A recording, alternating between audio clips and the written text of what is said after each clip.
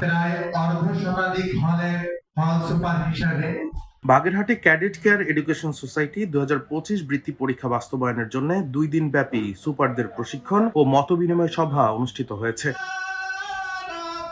শনিবার সকালে বাগেরহাট শহরের দশানী ধানসিঁড়ি হোটেলের সম্মেলন কক্ষে এ প্রশিক্ষণ অনুষ্ঠিত হয়। প্রশিক্ষণ ও মতবিনিময় সভায় সভাপতিত্ব করেন ও স্বাগত বক্তব্য প্রদান করেন এডুকেশন সোসাইটির চেয়ারম্যান মুফতি রুহুল আমিন। অন্যান্যদের মধ্যে প্রশিক্ষণ প্রদান করেন এডুকেশন সোসাইটির মহাসচিব আব্দুল্লাহ আল নোমান, পরীক্ষা নিয়ন্ত্রক ডাক্তার আসাদুজ্জামান ও ক্যাডেট কেয়ার প্রকাশনীর সহকারী পরিচালক হাফেজ মাওলানা মাহাদি হাসান তামিম। স্বাগত বক্তব্যে তিনি বলেন, হল সুপার ও প্রত্যক্ষ ব্যাখ্যকদের আমানতদারিতা ও নিষ্ঠার সাথে দায়িত্ব পালনের জন্য বিশেষভাবে উৎসাহ প্রদান করেন। এছাড়া তিনি আশা প্রকাশ করেন যে শিশুদের এই প্রতিযোগিতাপূর্ণ পরীক্ষার উত্তীর্ণের মধ্য দিয়ে তারা আগামী দিন আদর্শ ও যোগ্য নাগরিক হিসেবে গড়ে উঠবে। এই প্রশিক্ষণে দেশের প্রায় অর্ধশতাধিক কেন্দ্রে কয়েক হাজার শিক্ষার্থী অংশগ্রহণ করবে। পরীক্ষা বাস্তবায়নের লক্ষ্যে দেশের শতাধিক প্রতিষ্ঠানের শিক্ষকবৃন্দ হল সুপার হিসেবে দায়িত্ব পালন করবেন। হল সুপারদের যোগ্য ও দক্ষ করে তোলার জন্য অত্র এডুকেশন সোসাইটির পক্ষ থেকে এই আয়োজন করা হয়।